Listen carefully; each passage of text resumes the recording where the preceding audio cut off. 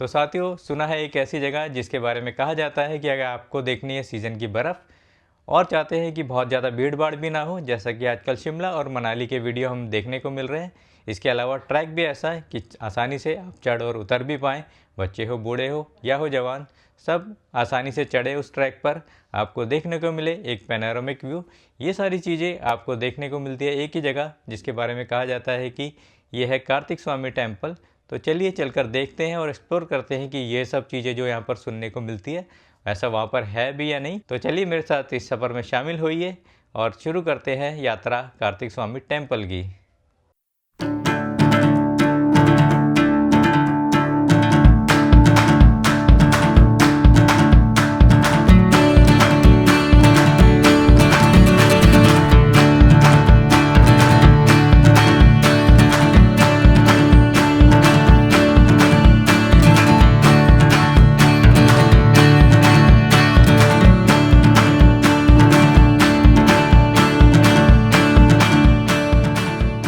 तो दोस्तों, पुराणों में एक प्रसंग आता है जहाँ गणेश जी और कार्तिकेय जाते हैं पृथ्वी की परिक्रमा करने। गणेश जी तो भोले शंकर और पार्वती के साथ चक्कर लगा के वो रेस जीत लेते हैं, पर कार्तिकेय जी जब आते हैं 7 चक्कर लगा के पृथ्वी के, तो वो देखते हैं कि गणेश जी को विजेता घोषित कर दिया गया है, उन्हें देवताओं का गढ़ बना दिया गया है। तो वो रुष्ट हो जाते हैं और आते हैं क्रौंच पर्वत पर। देखिए, आज हम उसी क्रौंच पर्वत पर आए हैं। इसके बारे में कहा जाता है कि कार्तिकेय जी जब वहाँ से रुष्ट हो गए तो उसके बाद वो आए, उन्होंने क्रौंच पर्वत पर अपना बसेरा बसाया।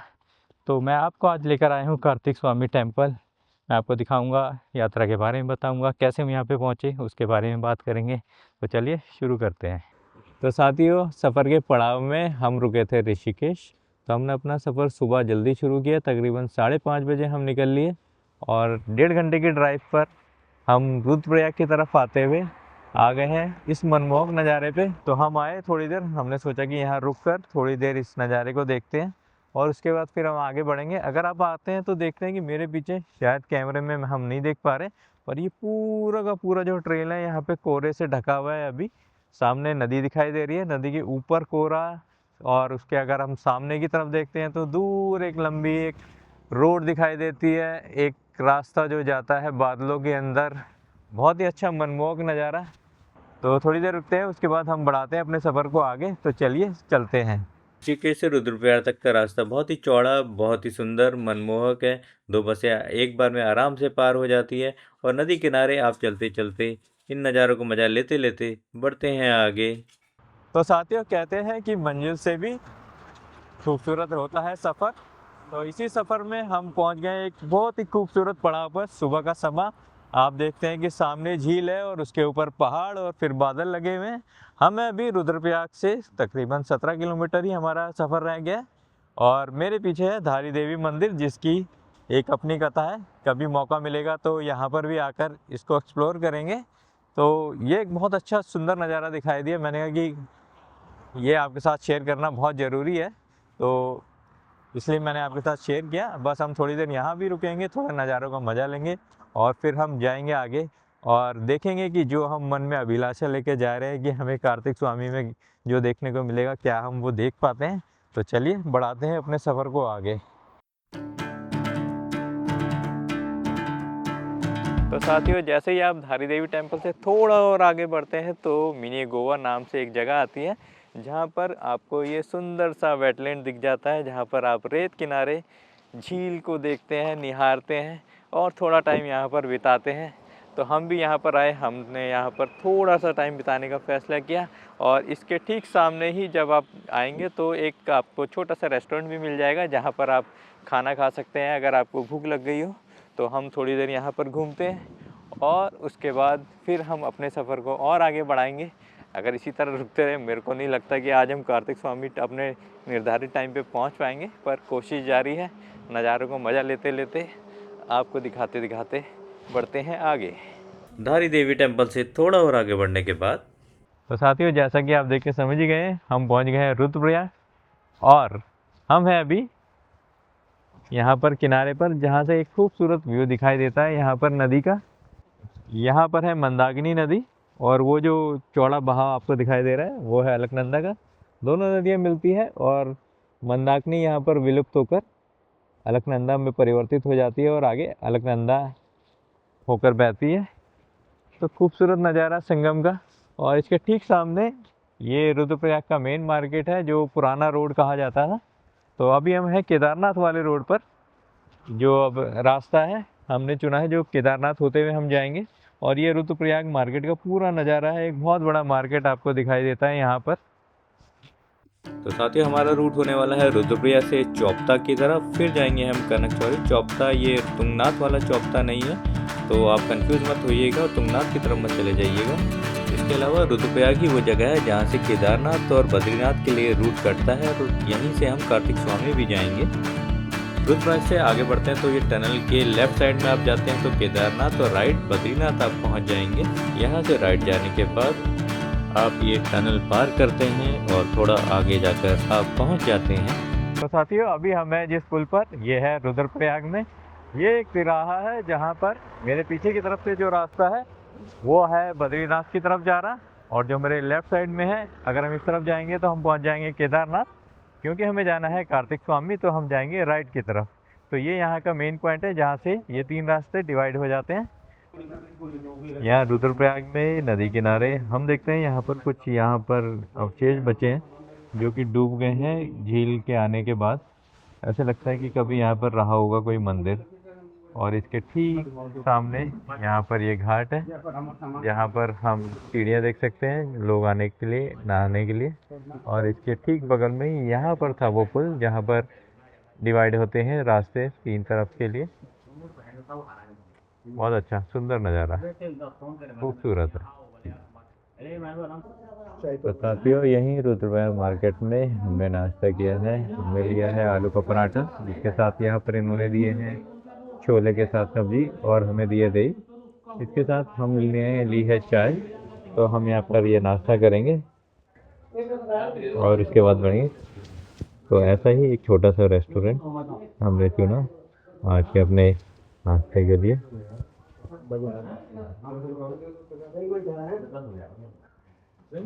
चाय आई है हमारी स्टील के कप में। स्टील के कप में फ़ायदा ये रहता है कि चाय थोड़ी देर तक गर्म रहती है, और गर्म चाय और नाश्ते का आनंद लेते हैं।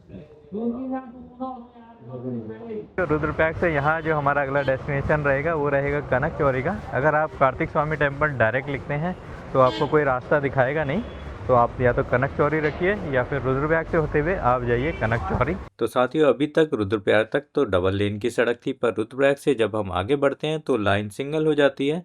सिंगल होने के बावजूद भी सड़क काफ़ी पक्की है, और आप इन सुंदर नज़ारों का मज़ा लेते लेते आप आगे बढ़ते हैं। रास्ते में किसी भी टाइप की कोई तकलीफ़ नहीं है।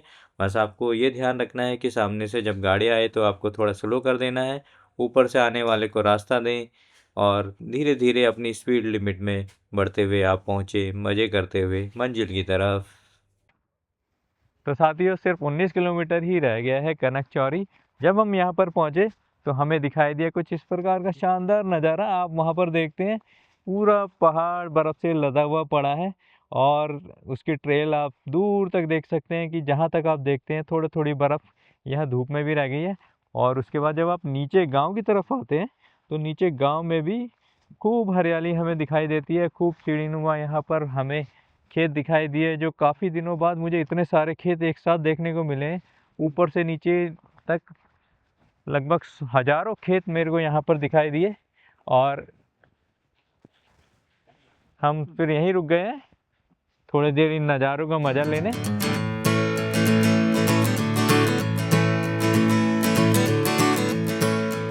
तो साथियों, रास्ता थोड़ा सा ही बच गया और हम ऐसा लगता है कि कश्मीर के बगल से होते हुए आ गए हैं। हमें देखने को मिली यहाँ पर किनारे जम गई है ये बर्फ़, बिल्कुल अच्छी, बहुत अच्छी बर्फ़ है यहाँ पर। तो दिल खुश हो गया है। और जब हम आगे देखते हैं ना तो आगे हमें एक वो जो पहाड़ी दिखाई देती है, पहाड़ी पर भी खूब बर्फ़ देखने को मिलती है। वहाँ पर थोड़ा जूम करके मैं दिखाने की कोशिश करता हूँ, तो वहाँ पर भी जूम करेंगे तो बर्फ़ दिखाई देगी। और ये सड़क थोड़ी फिसलनी हो गई है, आगे 2 जगह बोर्ड भी लगे हुए थे कि यहाँ पर रोड फिसलता है। तो बहुत अच्छा, बहुत बढ़िया पैसा वसूल हो गया है हमारा ट्रिप का अभी। तो साथियों नज़ारे धीरे धीरे बदलने लगे हैं, बर्फ़ थोड़ी थोड़ी बढ़ती ही जा रही है। एक दूसरे को रास्ता देते देते हम बढ़ते हैं आगे, और जैसे जैसे हम आगे बढ़ते हैं हम देखते हैं कि दोनों तरफ बर्फ़ बढ़ती ही जा रही है। और जब हम पहुंचते हैं थोड़ा आगे जाकर मार्केट में, ऐसा नहीं कि हम बिल्कुल ही सही से पहुंच गए, हम थोड़ा यहाँ मार्केट पहुंचे और हमें यहाँ पर थोड़ा सा जाम देखने को मिला। ज़्यादा नहीं, सिर्फ 5 मिनट का हॉल्ट था, क्योंकि बर्फ़ मार्केट में दोनों तरफ से जम गई थी, तो गाड़ी को निकलने में थोड़ी परेशानी हो रही थी। पर इसके बावजूद भी हमें बहुत ज़्यादा डिले नहीं हुआ, हम यहाँ पर थोड़ी देर ही रुके और इसके बाद हम बढ़ गए आगे अपनी मंजिल की तरफ। तो लीजिए हम बस जस्ट पहुँच ही गए हैं कार्तिक स्वामी टेम्पल। तो साथियों रुद्रप्रयाग से तकरीबन 1.5 से 2 घंटे की ड्राइव और हम पहुंच चुके हैं कनकचौरी। और ये है कनकचौरी पर कार्तिक स्वामी टेम्पल का एंट्री गेट है सामने, और ये पूरा का पूरा एक मार्केट है जहां पर आप जाते हैं तो आप यहां से प्रसाद ले सकते हैं, और आप ऊपर जाके भी प्रसाद ले पाएंगे। तो जैसे सामने दिखाई दे रहा है कार्तिक स्वामी मंदिर और एरो बना है, तो इस गेट से होते हुए मंदिर जाएंगे और तकरीबन 3 से 4 किलोमीटर की चढ़ाई होगी और हम पहुंच जाएंगे कार्तिक स्वामी टेम्पल। तो कितना टाइम लगता है कि मैं आपको ऊपर पहुंच के बताता हूं, थोड़ा रुकते रुकाते ही हम जाएंगे। तो चलिए चलते हैं। तो रास्ते में घरों के बगल से होते हुए हमारी यात्रा की होती है शुरुआत। तो साथियों थोड़ा आगे बढ़ते ही आप इस गेट से जैसे ही देखते हैं आगे, तो यहाँ पर इस एंट्री गेट पर आपको कराना है रजिस्ट्रेशन। पर पर्सन यहाँ पर रजिस्ट्रेशन कराने के लिए आपको अदा करने हैं 50 रुपये। 50 रुपये आप रजिस्ट्रेशन के देंगे। आपको रजिस्ट्रेशन कराते वक्त अपना आधार कार्ड या ड्राइविंग लाइसेंस, कोई भी आईडी प्रूफ का डिटेल शेयर करना है, और उसके बदले में आपको एक पर्ची दी जाती है। तो हमारी भी पर्ची कट गई है और अब हम जा रहे हैं आगे की तरफ। तो साथियों बर्फ से ढके हुए ये रास्ते देखकर दिल रोमांचित हो उठता है कि सफ़र की शुरुआत ऐसी है तो आगे का आलम क्या होगा। तो चलिए चलते हैं और बढ़ाते हैं अपने सफ़र को आगे। तो साथियों तकरीबन 100 मीटर हम चल चुके हैं और जैसे जैसे हम आगे बढ़ते जा रहे हैं हमें बर्फ़ और भी ज़्यादा घनी होती हुई दिखाई दे रही है। यहाँ पर बहुत सारी बर्फ़ जमी हुई है, तो इन्हीं बर्फ़ का नज़ारा लेते लेते हम बढ़ेंगे आगे की तरफ और जाएंगे और देखते हैं कि ऊपर जाकर टॉप पर जाकर हमें मिलता क्या है देखने को। अभी काफ़ी सारे लोग आए जो बीच में बर्फ़ में खेल रहे थे। हमारा भी मन है कि हम भी बर्फ़ में खेलें, पर हम ऑलरेडी थोड़ा लेट हो चुके हैं, इसलिए थोड़ा हम जल्दी जल्दी चल रहे हैं। एक बार हम टॉप पे पहुंच जाएंगे तो टॉप पे पहुंचने के बाद थोड़ी देर वहाँ ज़्यादा टाइम बिताएं, इसलिए हम रास्ते में कम टाइम स्पेंड कर रहे हैं। चलो आगे बढ़ते हैं। तो साथियों फिसलते फिसलते जाते हुए हम बढ़ रहे हैं अपने मंजिल की तरफ, और सुहाना सफ़र और भी सुहाना होता है। सामने से लोग उतरते हुए भी अभी दिखाई दे रहे हैं। वाह मज़ेदार। तो साथियों तकरीबन 200 मीटर चले और बर्फ़ बढ़ती ही जा रही है यहाँ पर, और हम यहाँ थोड़ी देर रुक गए। हमने यहाँ पर थोड़ी देर रील बनाने का फ़ैसला किया है और उसके बाद फिर थोड़ा आगे बढ़ेंगे। अभी हमने एक भाई से पता किया तो उसने बोला कि 15 मिनट तक तो रास्ता ऐसा ही है, उसके बाद शायद थोड़ा रास्ता मॉडरेट हो जाएगा। तो चलते हैं, बढ़ते हैं आगे और दिखाते हैं आपको कार्तिक स्वामी टेम्पल।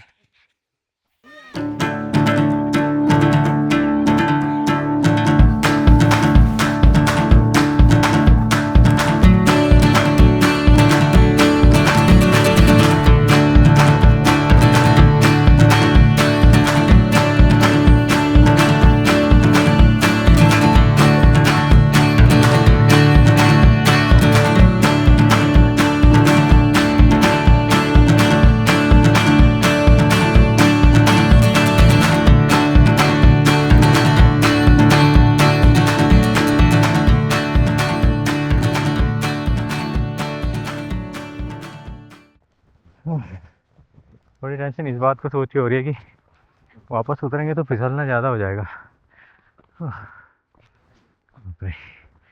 अभी कहते हैं इसे ब्रेथ टेकिंग, सारी सांस खींच ली है। तो साथियों तकरीबन 1 किलोमीटर हम चल चुके हैं और अभी रास्ता थोड़ा मॉडरेट हो गया है।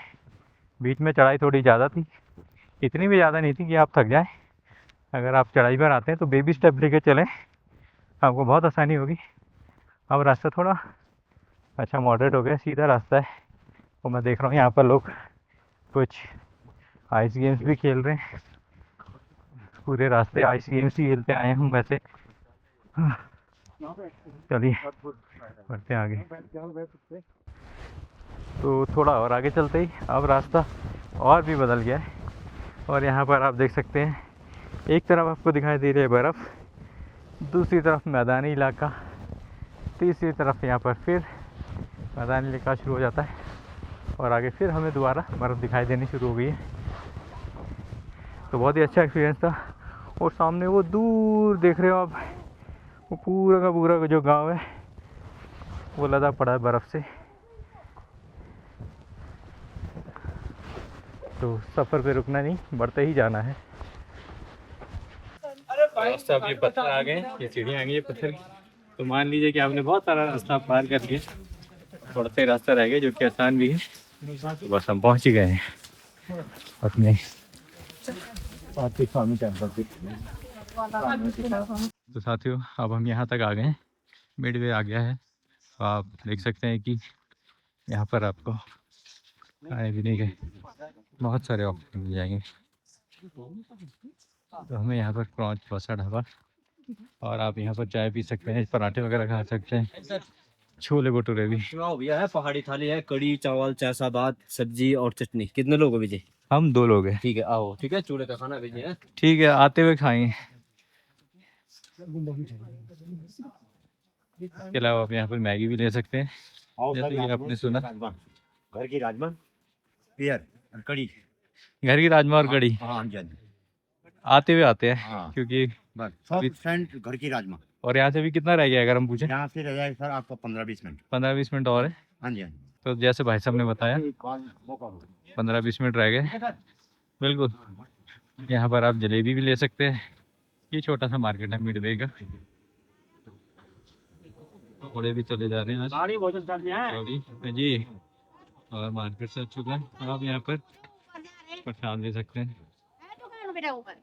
तो साथियों सीढ़ियाँ शुरू हो चुकी है और उसके पहले जो मार्केट है, तो हमने डिसाइड किया कि यहाँ पर रूफटॉप पे बैठकर बर्फ़ पर आराम से बैठकर हम थोड़ी देर नाश्ता करेंगे, लंच करेंगे अपना। दोपहर के 2 बजे हैं, उसके बाद हम बढ़ेंगे आगे। तो 100 रुपये में भाई साहब दे रहे हैं हमें मिक्स दाल सब्जी कड़ी 1 प्लेट, फुल पेट भरपेट खाओ भोजनालय।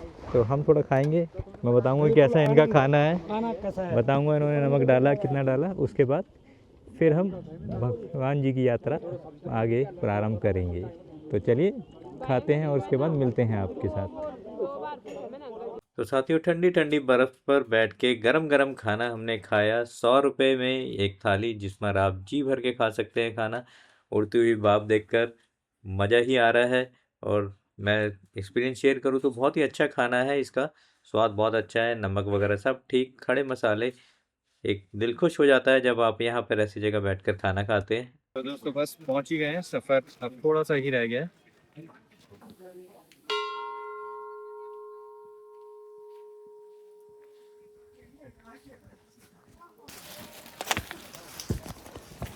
अब हमारा रास्ता सीढ़ी नुमा हो चुका है। सीढ़ी है वहीं तक की, और ये सीढ़ियाँ पूरी आपको लेकर जाते हैं कार्तिक स्वामी टेम्पल के। तो अभी तक का हमारा सफ़र जो रहा बहुत बढ़िया सफ़र रहा। हमने बर्फ़ देखी, हमने बीच में हरियाली भी देखी। अब हम यहाँ पे सीढ़ियों पे चल रहे हैं। कुल मिला के बहुत एक्सीलेंट, बढ़िया। पूरा झोपड़ी ढकी हुई है, देख बर्फ से, उतनी बर्फ तो आप अगर देख पा रहे हैं तो दूर वहाँ पर झोपड़ियाँ हैं जो पूरी बर्फ़ से ढक गई है। शायद जूम करके कोशिश करते हैं, हाँ थोड़ा सा दिखाई दे रहा है। बंदे भी आ रहे देखो वहाँ। और वहाँ पे आप लोग देख भी आएंगे जो थोड़ा घूम रहे हैं। बिल्कुल बर्फ़ से ढकी हुई पहाड़ियाँ, कैसा जीवन होता होगा यहाँ के लोगों का ना, सच में। एक तरफ धूप है, एक तरफ बर्फ़ ही बर्फ़।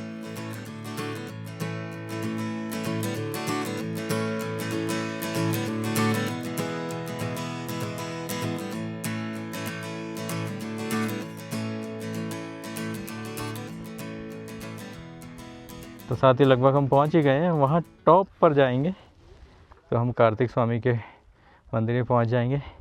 वहाँ से सुना है बहुत अच्छा पैनोरामिक व्यू भी दिखाई देता है। और कुछ इस प्रकार यहाँ का नज़ारा है। तो दोस्तों मंदिर के नीचे जैसे मेन सीढ़ियाँ शुरू होती है, यहाँ पर आप अपने जूते रख सकते हैं और इसके अलावा आप ऊपर जहाँ घंटी दिखाई दे रही है वहाँ पर जाके भी आप अपने जूते उतार सकते हैं। दोनों जगह आप उतार सकते हैं जूते, और यहाँ पर एक डेडिकेटेड स्पेस बना हुआ है, वहाँ आपको ऐसे ही सीढ़ी के किनारे जूते उतारने पड़ेंगे।